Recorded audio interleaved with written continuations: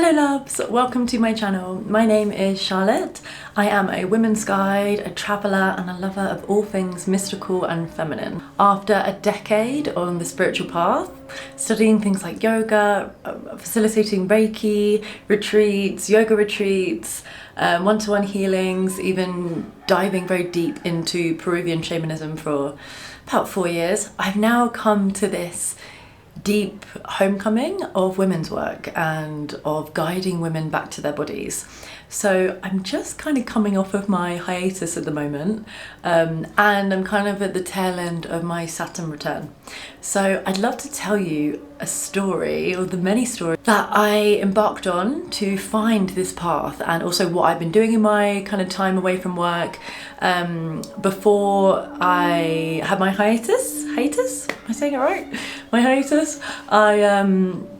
I was living in England and I spent about 4 years building up a kind of like an in-person / online business. So my business was Reiki healings. I was doing a lot of Reiki healings. I lived in Margate at one point, and I was I had people round like every day for healings, Reiki. I was doing cacao ceremonies.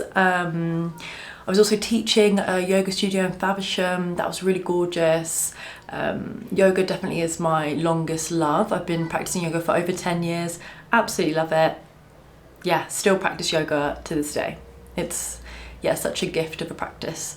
So yeah, I was doing a lot of things in person. I was holding retreats. I was doing circles, and and then I was like, I'm gonna book a ticket to Peru, because I've been studying the Andean teachings with a teacher in Kent for about 3 years, and about 1 year before that I was interested in shamanism, and that's a story for another time as to why I was interested in these things.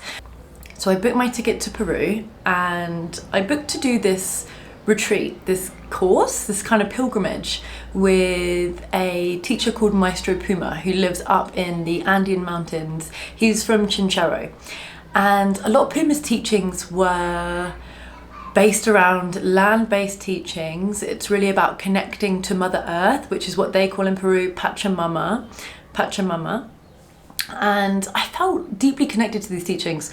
They changed my life in so many radical ways, and I was so keen to go and learn more. And so yeah, I booked my ticket and off I went. But the one main story that is important to tell is the fact that I went to this ceremony with Maestro Puma, and we drank this medicine called wachuma, and it was a cactus. It's known as a heart opener. It's also known as a grandfather plant. I love plants. And I was sat by this river, and I was feeling the land, and I was feeling how beautiful the land is in Peru, but also I was feeling the pain of like the land in England, and how I just left my family and I was on this like wild trip, and I was planning to be away for about 9 months. So I was like about 10 days in, maybe less, and I was sat there and I was like, wow, I'm looking at all these Peruvians, and they're sharing their culture, they're sharing their knowledge and like their wisdom. And I was like, wow, like that's their place to do that. I just felt like that's their place to do that, and that's really beautiful. But what about me? What's my culture? Like what's going on with the land in England? Like I was doing a lot of blessing ceremonies like with the land, but they were all based in the kind of Peruvian teachings, and I was doing them in England, and a bit of disconnect there from my perspective now.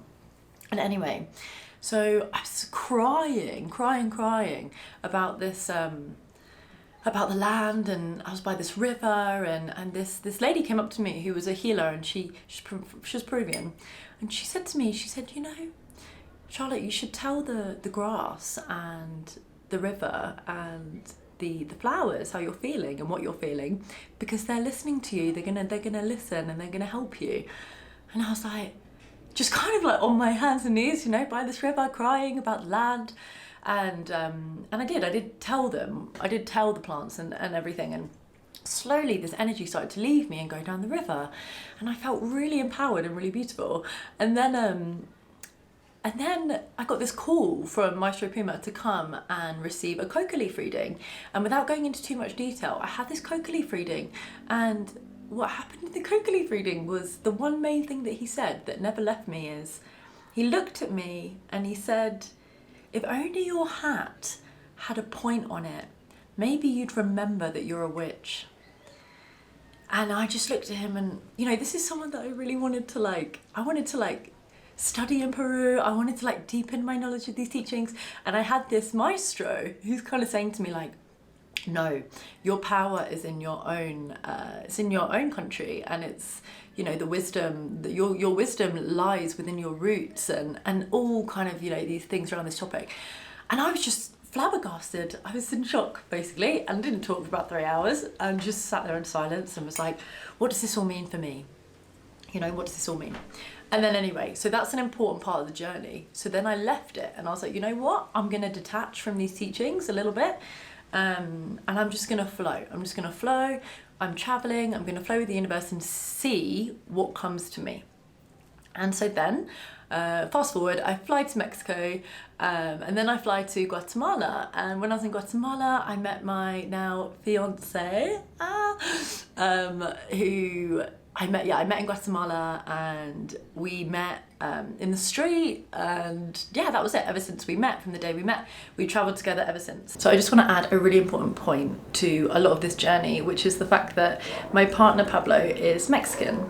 And when I was kind of searching online and learning a lot more about my roots in England, I was so inspired by my partner, because Pablo's Mexican and his his lineage is the Aztecs, and Pablo is so knowledgeable in so much about Mexico. Pablo knows so much about the different cultures in Mexico, the different traditions, the different practices. He's really had extensive experience in them, and that for me was so inspiring and so encouraging, because he was so connected to his roots, and I was someone that spent so many years leaving England and searching for wisdom in Thailand, lived in Thailand for a year, in India, in Peru, even in Mexico, and there's nothing wrong with that. That's really beautiful, to go and experience, and also Bali. But it's really important that we can go and find peace, and we can go and find a practice that nourishes us, and you know, there's nothing wrong with that. But I do think it's important, after knowing a lot of travellers and a lot of different people from different cultures who are really connected to their land and their roots and their teachings, I now understand just how important it is for us to do that as individuals, as people in general, not just for women, but for people. You know, I had such a rejection of English magic for so long. And actually it was really funny, because Pablo was the one that taught me a lot about paganism, a lot about Wicca. And I was like, this is so crazy. My Mexican boyfriend, fiance now, is teaching me about the magic that comes from my land that I don't know anything about. So yeah, it was really inspiring and really sparked a lot of inspiration and a lot of remembrance. So we met, and then we continued our journey, and it was really beautiful. And I was, you know, going through a little bit of almost like a identity crisis, because I was thinking what am I, okay, I've attached my identity so deeply to these other teachings which aren't actually from my culture, and you know, maybe I need to have a bit of a break from that. Maybe I need to feel into that, and you know, really try to research and find, you know, a path and a practice which is mine, which I can really embody, which I can really, you know, stand up for, and I can really be one of the voices for that. And for me, the Peruvian teachings were just, personally, that wasn't my path, and I thought it was, and it really wasn't, and I was like, that's okay. But it was a little bit of a breakdown, and so I was just flowing. Next thing I know, we're in Costa Rica, and I'm outside this red tent at this festival called Envision. And I'm outside the red tent, and I'm looking at all of the schedule. And I go every day. I go to multiple classes a day, really, really interesting stuff. And I started talking to these women outside, and I said, wow, there's this amazing yoni egg workshop. And they were like, oh, like, don't know what that is, like, da da da. And I was like, oh, I've been working with yoni eggs for about 5 years. And I was telling them about it, and they said to me, when's your workshop? What time are you gonna do a class? And I said, I'm not doing a class. But I'm really passionate about this kind of healing though. And I have actually been practicing this for about 5 years. A lot of kind of pelvic work, kind of, kind of base body feminine healing. And this includes all parts of the body. And really changed my life and da-da-da. And so I was like, okay, this is a bit of a clue. But I was always a bit too scared to talk about it, and I never had a teacher. I just taught myself through books and through experiences, and that was it really. So I'm sat in the red tent at one point, and I'm in this class called Dark Feminine Medicine, and it was so powerful, it was so potent, and within this class, it was about 3 hours long, I think. And within this class, I sat there and I prayed to the goddess. Normally I've been praying to these deities in Peru. And but now I was being more open, and I was like, I want to pray to the goddess, and I want to say, please guide me if I'm meant to do this work, if I'm meant to follow my intuition and go towards women's work, give me a sign, and I'll just leave it there. And then about 3 days later, I kind of like left the festival, and we're in kind of like an Airbnb, and kind of like, my partner's by the pool, and I'm like in the bed, and then I'm looking on my phone, and I suddenly come across this lady called Miriam on Instagram, and Miriam then becomes my new teacher. And Miriam lives in Glastonbury, and she is a guide of the feminine spiritual path, but it's rooted in the old European women's mystery teachings. And like, for me, this is amazing. This is exactly what I want. Thank you. And then I messaged her, we got talking. She gave me a scholarship, which was amazing. And then literally started the next Monday. So it was completely in alignment. It was about 3 months long, with about 6 hours plus of homework a week. And it was really centered around the earth, which I love anyway, the earth, the soma, the somatic body. So I had an understanding about this because of yoga anyway. And then it was the womb, which is something that I'd been dabbling in, but definitely needed to learn more about. And then the cosmos. So this is about women and connecting to things like the moon and nature's cycles, etc., etc. So excited about this course. And jumped in and changed my life. And the amazing thing is, because I already do healing work, this is a facilitator training, so I've got everything I needed. I've been doing case studies, and I do tests, and it's been really gorgeous. And so it's nearly been a year since I started this study, and now after a whole year nearly, I finally feel ready to begin to share and begin to talk about it, because I've embodied a lot of the teachings now. Anyway, so then I continue my journey, and I book a flight to Peru. Now, this might seem a bit counterintuitive. I was in Costa Rica, flew back to Mexico, met all my partner's family, living in his guest house, his hostel, where I am right now in Mexico. And then I had this trip pre-planned to go to the Amazon, to go to the jungle, to go and work with the Shipibo.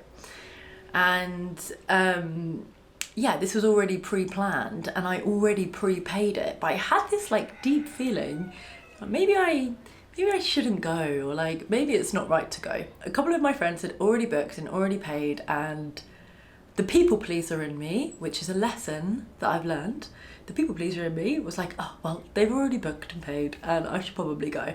But there was like a lot of signs to me that was like, I didn't want to study this anymore. So it was something that was, anyway, didn't listen to my intuition, booked the flight, flew there with my new partner, brought him to Peru with me, and lived in the valley again for about 3 weeks, and then went into the jungle.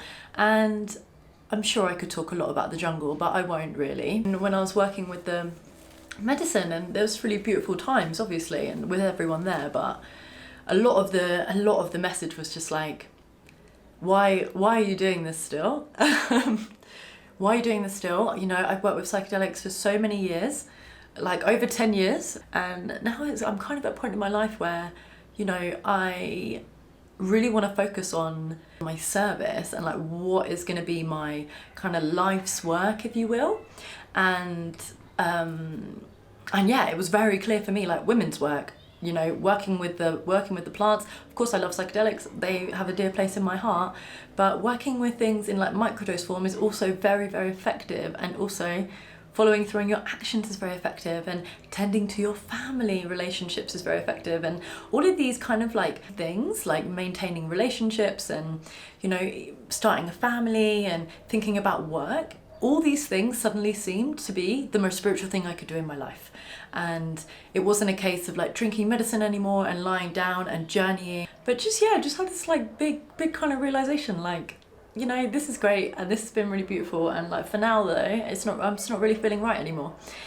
So then I left and flew back to England and brought my beautiful partner with me and introduced Pablo to all of my family, and travelled England, and we drove up to Scotland and Wales and lived in Glastonbury. We lived in a castle, and I really had this deep opportunity to begin to connect to my roots again, which is what I wanted for so long, all year, last year.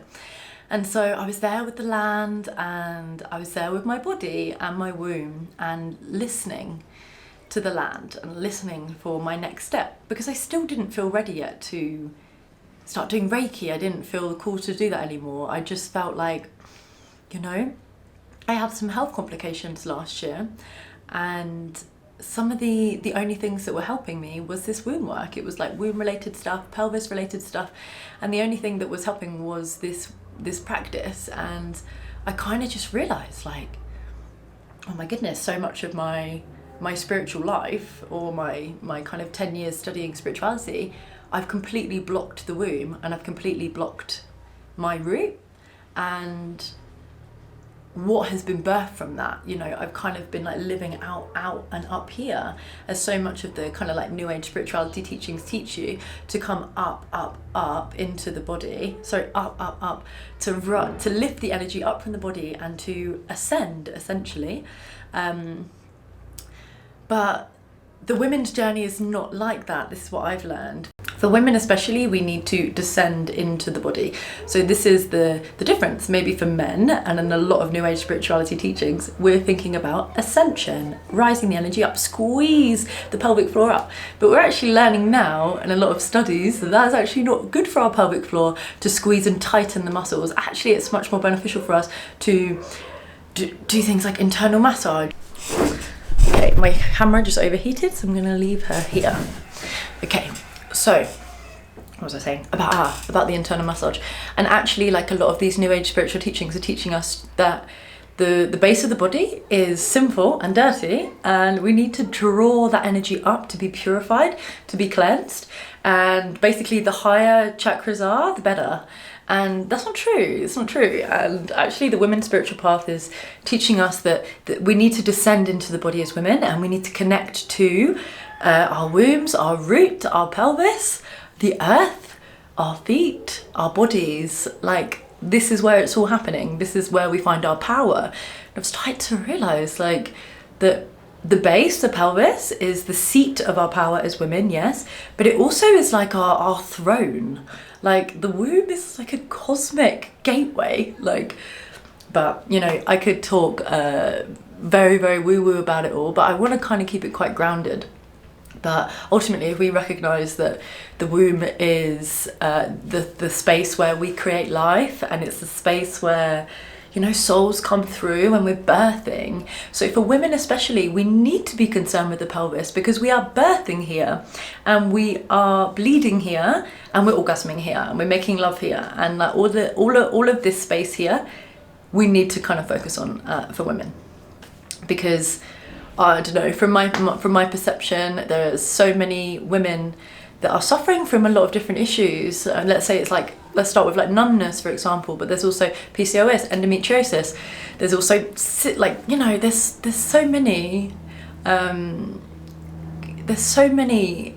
things that can be disrupted and be kind of in dis-ease in the womb or in the lower body for women. And I really believe like we need to start shifting all of our energy down to start to heal these issues, but also to get our power back and find our creativity again and find our voice again and feel ourselves again. And I do believe that it takes time. I don't think this is like an overnight thing, but I definitely feel like I have found and are now going to begin to share the practices that I've been kind of embodying over the last year. And some of them are not new, some of them I've been doing for 10 years already, but you know, now it kind of all ties together and it's a blessing. So yeah, I'm in England and we're doing all these things, and then we get engaged on the winter solstice. If you haven't watched my winter solstice video, go and watch it. It's tells you about how passionate I am about the winter solstice. And then we flew to Mexico, which is where we are now. So I've been in Mexico for nearly a month, about 3 weeks. And yeah, we're living in my fiance's guest house, about 6 double bedrooms here. It's by the mountains, and it's beautiful. We're gonna be going to the beach in about a month though. So yeah, loves. Okay, so now my kind of mission is to educate women on everything I've just told you.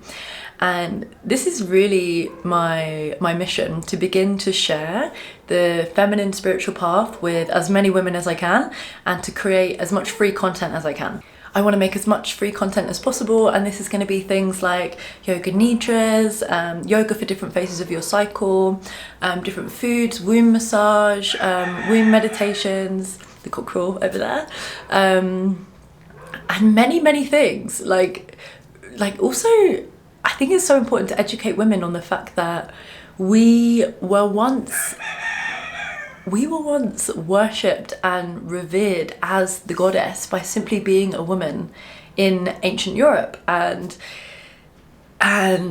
you know, we can think about the witches, and we can think about a lot of feminine kind of power that we had that was then suppressed, which has been suppressed for many years, and is now kind of coming into kind of like a full moon phase. So some people, and I can't remember what book this is, I read it a few years ago, but there was this really beautiful quote about the feminine, and it was saying that you can't be angry.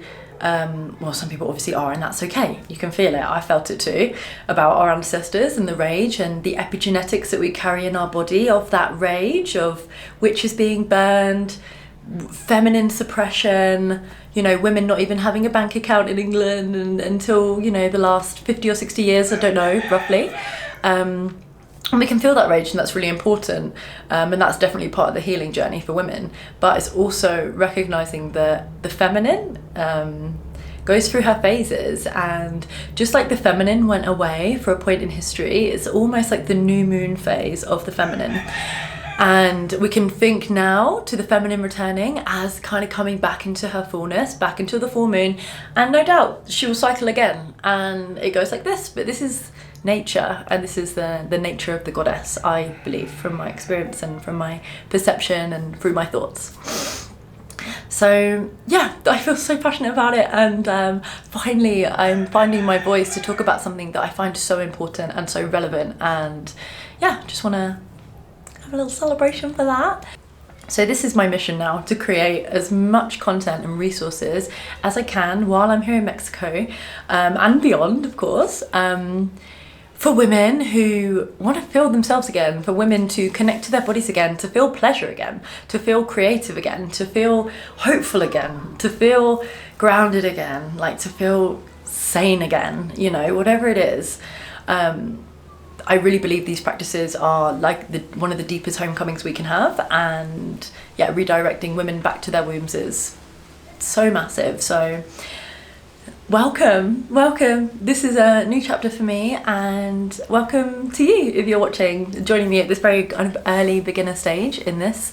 So I'd love to know any of your thoughts, if you had any of the same experiences as me, and also what you'd like to see, what kind of stuff would you like to see from me. And yeah, if you have any like requests or anything like that, then please let me know. I'm currently in the process of creating a online kind of mini course for a lot of the practices I've just mentioned. I'm going to do most of them on YouTube, and then a couple of the other ones are a little bit more say intimate or a little bit deeper, then I'm gonna put them on the mini course, so you have a lot more information. Okay, thank you so much for watching, and please like, comment and subscribe if you like this video. Thank you so much, and I'll see you soon.